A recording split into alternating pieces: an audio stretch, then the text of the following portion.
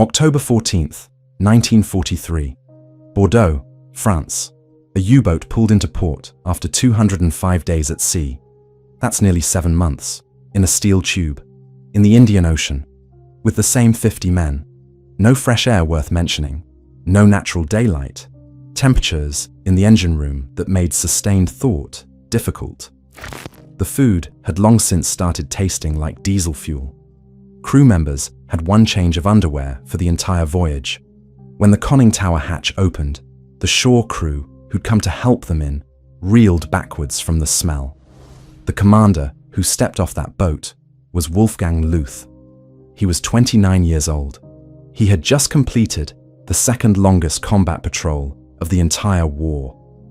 He'd sunk 10 ships on that one voyage alone, adding to a career total that stretched back to the very first week of the conflict.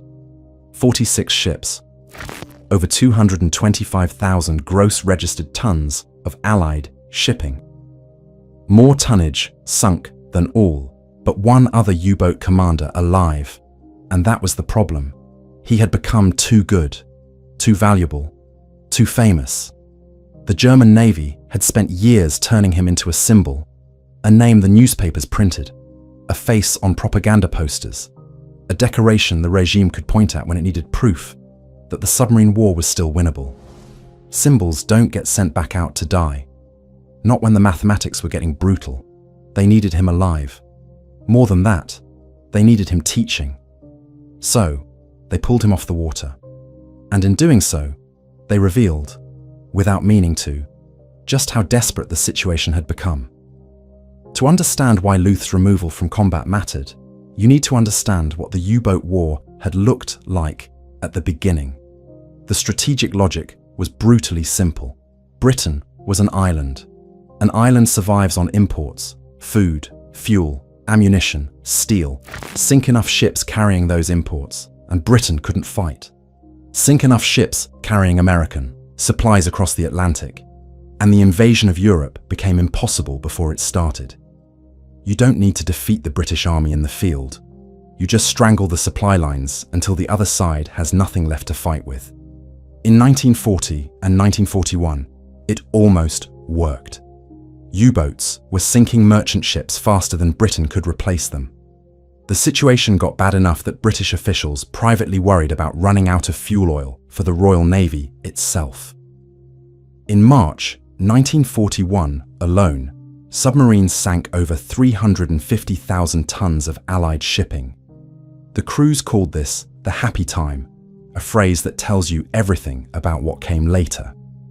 German commanders became celebrities. Otto Kretschmer, Günther Prien, Joachim Schepke. Their patrol numbers were followed the way people follow sports. Their photographs appeared in newsreels. They were awarded decorations in ceremonies attended by admirals. A kind of competition developed. Who'd sunk more, who'd survived longer, whose record was unmatched. Into this world, Wolfgang Luth built his career. He'd been at sea since before the war began, serving as a watch officer on U-38 when Germany invaded Poland in September 1939. By the time the happy time peaked, he already had his own boat and his own record developing. He was precise, careful, technically thorough, and, crucially, he kept his crew alive. While other celebrated aces died fast, Luth just kept going. Prien, Schepke, and Kretschmer were all dead or captured by March 1941. Luth was still out there, still hunting, still coming home. That patience would eventually become the whole story. The war in the Atlantic shifted in 1943, and it shifted decisively. Several things converged at once. Allied codebreakers achieved more consistent access to German naval communications, which meant convoys could be routed away from where submarine wolf packs were waiting. Very long-range aircraft, the Liberator bomber operating from bases in Iceland and eventually the Azores, closed the air gap in the middle of the Atlantic, the one stretch of open ocean where U-boats had previously been able to operate freely on the surface.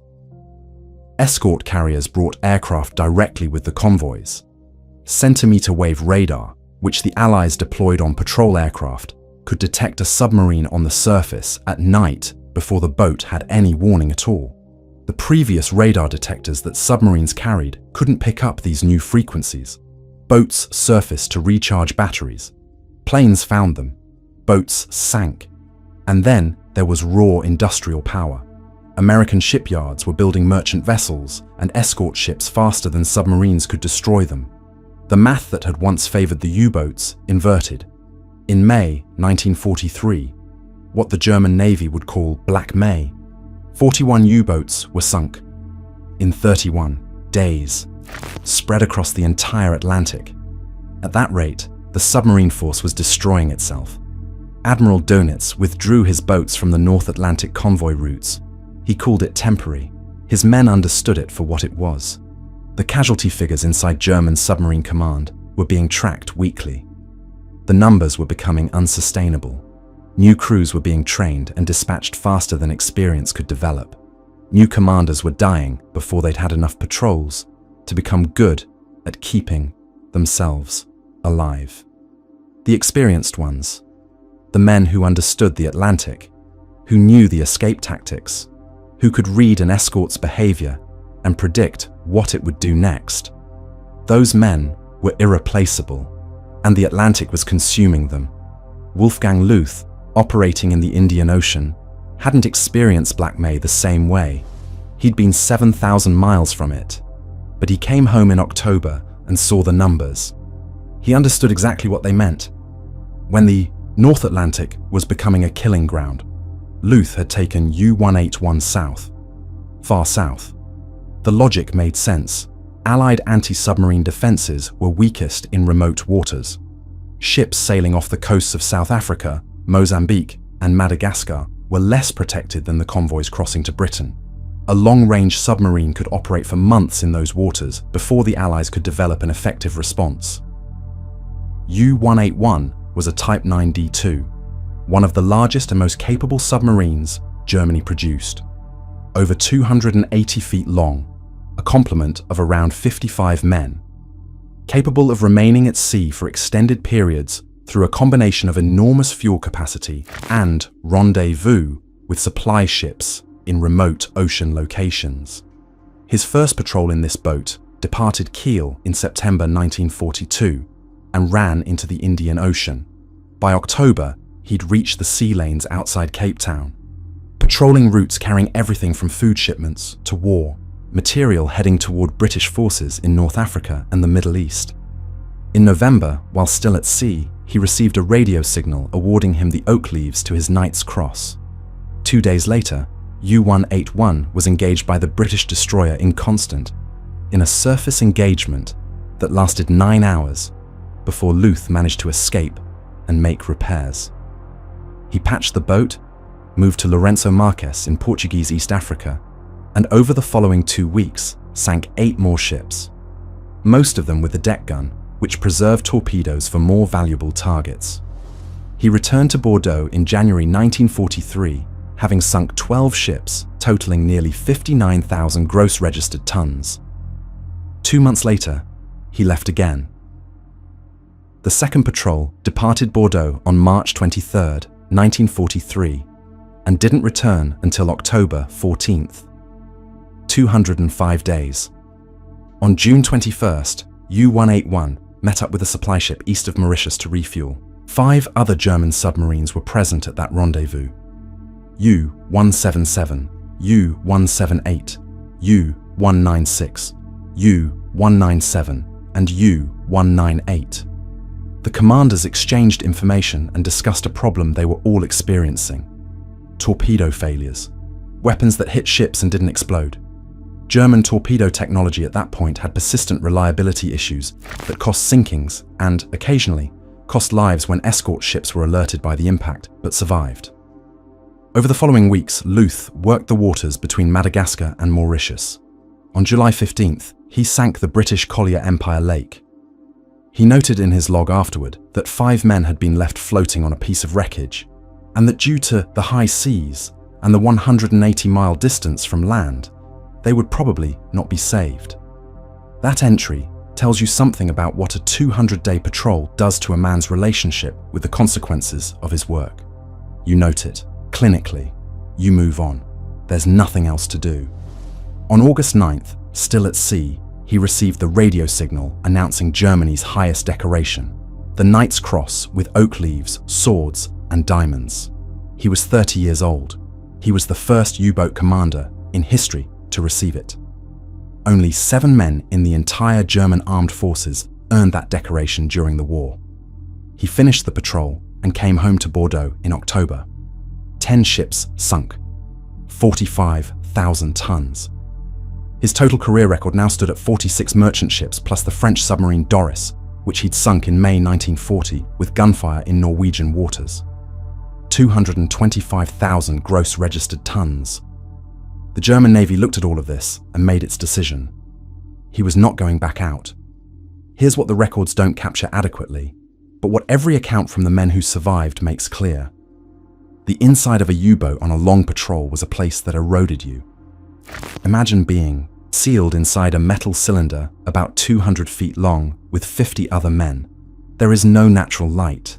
The air you breathe was breathed by the same 50 men yesterday, and the day before, and the week before. After about 5 hours submerged on a Type 7, the carbon dioxide content of the air rose to 1.5%. Cognitive impairment set in around 2.5%. The submarine carried alkaline cartridges to scrub carbon dioxide and compressed oxygen cylinders as a reserve. But these had limits. Surfacing to clear the air was a routine necessity, and in the later war, surfacing was when the planes found you. The smell was famous. Crew members were permitted 1 change of underwear for an 8-week patrol. On a 200-day patrol, clothing simply gave up. The mixture of diesel fumes from the engines, battery gases from the electrical systems, sweat from 50 unwashed bodies, and the particular smell of preserved food slowly going off in tropical heat. Veterans described it as something that hit you in the face like a physical blow when the hatch opened. Shore crews helping them dock would step back involuntarily. In the engine room, temperatures during surface running in tropical waters reached levels that made sustained physical work difficult and sustained thought harder. Men rotated in and out in short shifts. Some submarine accounts from operations in the Indian Ocean describe mechanics working in conditions where touching uninsulated metal surfaces caused burns. There was no privacy. Bunks were shared on a rotation schedule because there weren't enough for the whole crew to sleep at once. Hot bunking. 1 man getting up, another lying down immediately in the same warm space, was standard. A man's personal territory was a bunk he shared and a small locker. Wolfgang Luth understood something that many commanders didn't, or didn't act on. Keeping the crew mentally functional for 200 days required active management, not just discipline, something more like stewardship. He published a ship's newspaper. Written and illustrated by the crew themselves, it gave men something to contribute to and something to look forward to each issue. He organized quizzes and competitions, physical challenges designed to use up energy and provide a framework of achievement in an environment where achievement was otherwise hard to measure. He managed what people wore and ate. He controlled cigarette consumption and regulated the consumption of certain foods. He personally reviewed every piece of reading material brought aboard and banned pin-up posters entirely as part of what he described as a campaign to prevent what he called sexual problems on board, a source of tension he'd apparently watched damage crew cohesion before. Some of his men found these rules strange. Some found them intrusive. But decades later, when the veterans of U-181 talked about their service, they described a commanding officer who was concerned, genuinely, practically concerned, with whether they came home. Most of them did. In an era when most U-boats didn't, that fact meant something. While Luth was managing his 50 men through 200 days in the Indian Ocean, the broader U-boat war was recording losses at rates the German Naval Command was struggling to process. Of the roughly 40,000 men who served in German submarines during World War II, somewhere between 27,000 and 30,000 were killed. Sources vary slightly, but the proportion holds across all of them. Around 70 to 75% fatality rate, 3 out of 4. Think about what that ratio means for a crew of 50 men. If you stood on the docking keel at the start of the war and watched 50 young men board a submarine, the odds said 37 of them would not come back. No other branch of service on either side of the conflict suffered comparable losses, not the German infantry on the Eastern Front. Not the Royal Air Force Bomber Command crews, whose own casualty rate was devastating enough to cause a crisis of conscience within the British government. Not the American Marines in the Pacific. The U-boat service was statistically the most lethal assignment in the German military, and it wasn't close. The mechanism of most U-boat deaths was also particularly final. When a submarine was sunk at depth, hit by a depth charge or hedgehog pattern or homing torpedo, it rarely left survivors. The pressure hull failed, or it filled with water, or it hit the bottom, damaged with no ability to surface. No one was there to see what happened in the last minutes. The boat was simply overdue on its return date, then officially overdue, then listed as lost. Families received telegrams. The telegram said their son or husband or father was missing, then later that he was presumed dead. There was rarely any more information than that. Ships don't leave graves. There was no body to bury, no specific place to mourn. In 1942 and into early 1943, Luth had known colleagues personally who disappeared in this way. Not in famous battles he could read about in dispatches. Just gone. A patrol expected back in 6 weeks. Silence. Eventually the notation in the naval records. Lost at sea, cause unknown. By October 1943, when he stepped off U-181 in Bordeaux, he was one of the tiny minority of experienced commanders who had survived the entire war to that point.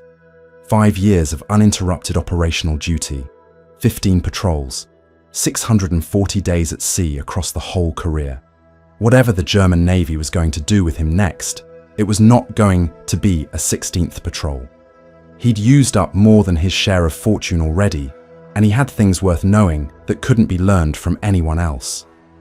The contrast between Luth's survival and the fate of the fleet he came from is worth understanding in detail, because the reasons go beyond luck. By 1943 and into 1944, the technological environment had turned comprehensively against the submarine. Every tactical advantage the U-boat force had relied on was being neutralized or overcome. The centimeter wave radar was perhaps the most important single development. Earlier Allied radar operated on wavelengths that the German radar detection equipment could pick up. The submarine would receive a warning signal and have time to dive before the aircraft arrived. The new Allied radar operated on wavelengths an order of magnitude shorter. German detection gear didn't respond to it. Submarines surfaced at night to charge their batteries. A battery necessary unavoidable procedure. An aircraft arrived before any warning was possible. You'd surface into what seemed like empty Atlantic darkness, and then a Wellington or a Liberator would come out of the black with its searchlight and bombs already in place. The Hedgehog launcher, fitted to Allied escort ships, changed the depth charge problem entirely. Standard depth charges required the attacking ship to overrun the submarine's position and drop patterns astern, which broke sonar contact at the critical moment. The Hedgehog fired contact-fused projectiles ahead of the ship in a circular pattern, while the submarine was still being actively tracked. If one hit, one was enough. If none hit, the ship could continue tracking an attack again immediately, because there was no explosion to disrupt the water around the target. The homing torpedo was something different again. The Mark 24, the Allies called it Fido, though not publicly, was an airborne acoustic weapon that homed in on the sound of a submarine's propellers. An aircraft that obtained a radar contact could drop it near a diving submarine and let the weapon find the target on its own.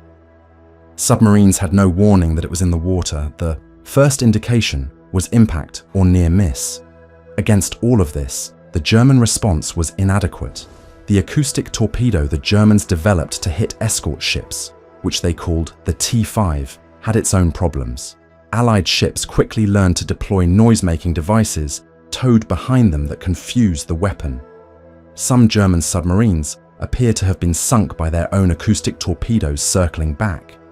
The fear this possibility generated in submarine crews was real enough to affect operational decision-making. Allied escort commanders also developed what they called the hold down, a tactic where a group of ships would simply patrol over a submerged submarine, making it impossible to surface until the boat's air gave out.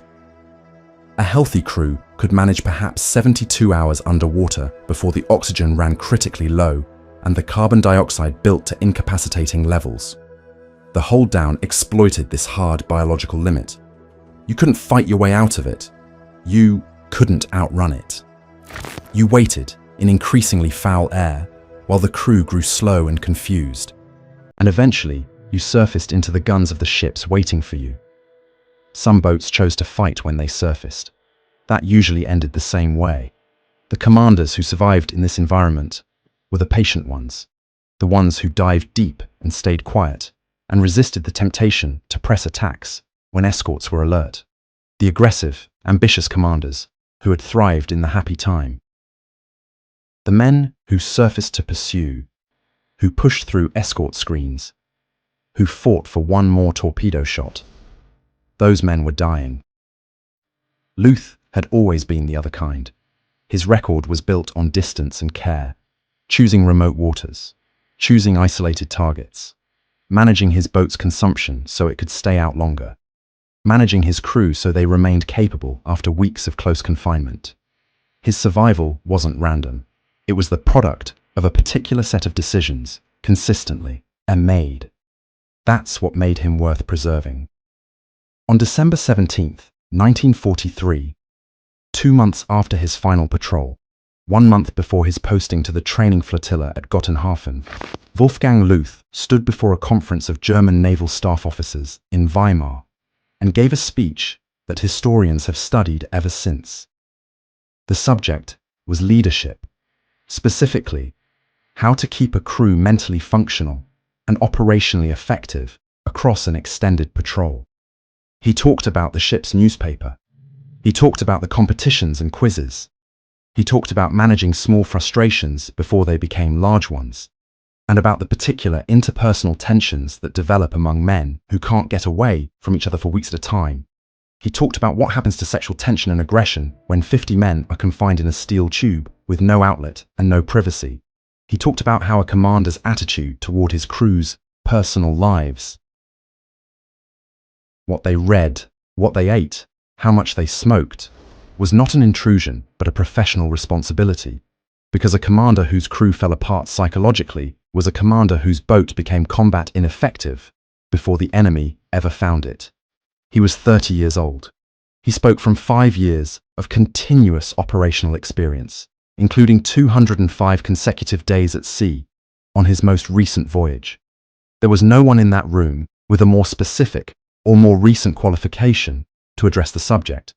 But reading between the lines of what that lecture represented, you see something else.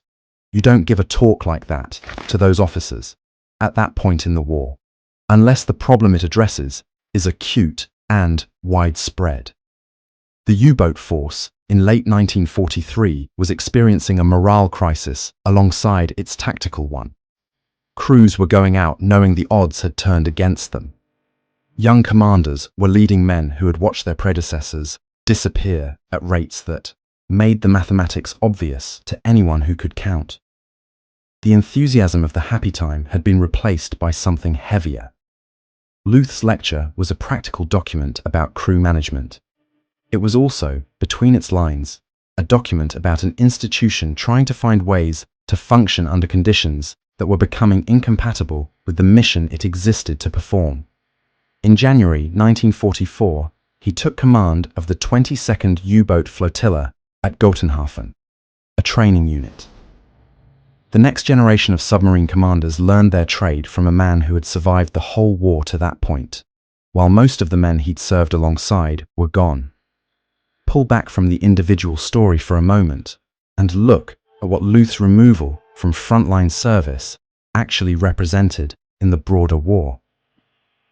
By early 1944, the German submarine force had lost the Battle of the Atlantic. Admiral Dönitz had withdrawn the Wolfpacks from the North Atlantic convoy routes in May 1943 and had not been able to return in force. New submarine technology was under development, particularly the snorkel device that allowed submarines to run their diesel engines while submerged, which reduced the vulnerability from aircraft radar. But the snorkel boats were not yet ready in sufficient numbers, and even when they arrived, the Allied anti-submarine infrastructure had grown so comprehensive that the window of effectiveness was uncertain. The fundamental math was broken. Germany was losing boats faster than it was producing experienced commanders to replace the ones who died. The training pipeline was working harder than ever. More submarine crews were being trained in 1943 and 44 than at any earlier point. But training takes time, and a newly commissioned commander's first few patrols are statistically the most dangerous. The men who'd learned how to survive over many patrols, who'd developed an intuition for when to press an attack and when to go deep and wait, those men were the true resource, and the Atlantic was consuming them at a rate that no training program could match. Keeping Luth on shore was an acknowledgement of this reality. The best remaining use of a man with his experience was to transmit what he knew to men who would otherwise have to learn it by dying. Whether those men would survive long enough for the knowledge to matter was a question nobody could answer honestly with good news. The German submarine force in the final years of the war was, in a real sense, sending men out to die slowly. Not because the mission was abandoned. Dönitz never stopped ordering patrols, never publicly acknowledged that the campaign had failed. But because the strategic situation had made the survival odds so poor that it amounted to the same thing. The Allied interrogation reports from captured crew members, which British naval intelligence collected methodically, grew thin in 1943 and thinner still in 1944 before almost stopping. The historians who've worked through those archives note the reason with a kind of bleak clarity. By mid-1944, Allied countermeasures were so effective that there were basically no longer any prisoners to take. The boats weren't being captured. They were simply destroyed. Luth spent the last year of the war teaching men who would mostly become part of those statistics. 27,000. That's the most commonly cited figure for German submariners killed in World War II, out of roughly 40,000 who served. The exact number varies slightly depending on the source. Some accounts put it closer to 30,000. But the proportion doesn't shift much, around 70 to 75%. 3 and 4. Wolfgang Luth was one of the survivors.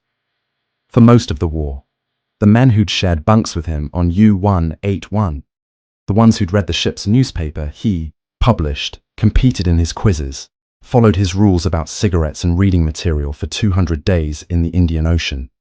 Most of them came home.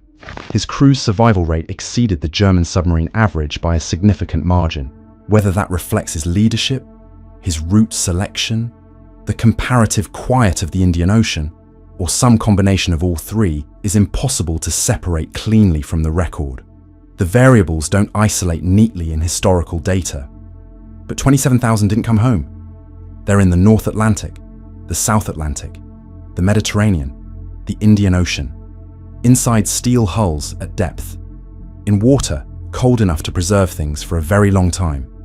Luth spent the last 14 months of the war at shore stations, teaching the next generation of commanders everything he'd learned about keeping crews alive. He was promoted to the equivalent of full captain in September 1944, the youngest man to hold the post of commandant at the Naval Academy at Muurvik, near Flensburg, 30 years old. The war ended on May 8, 1945. On the night of May 13th, 5 days later, Luth returned to the academy grounds late and apparently drunk. A German sentry challenged him and asked for the password. He didn't respond. The sentry was 18 years old. His name was Matthias Gottlob. He fired into the darkness at a figure who hadn't identified himself. The shot struck Luth in the head. He died instantly. He was the only German U-boat commander to receive a state funeral. Grand Admiral Dönitz, who had briefly been Hitler's designated successor in the final days and now presided over the collapsing remnants of the German government, gave the eulogy. The Third Reich had formally ceased to exist, but it managed one last ceremony: 15 patrols, 640 days at sea, 46 ships sunk, every decoration Germany could bestow, 5 years of continuous combat, service through the happy time and through the catastrophe, shot by a German sentry in the dark, 5 days after Germany surrendered. The ocean didn't get him. It got almost everyone else.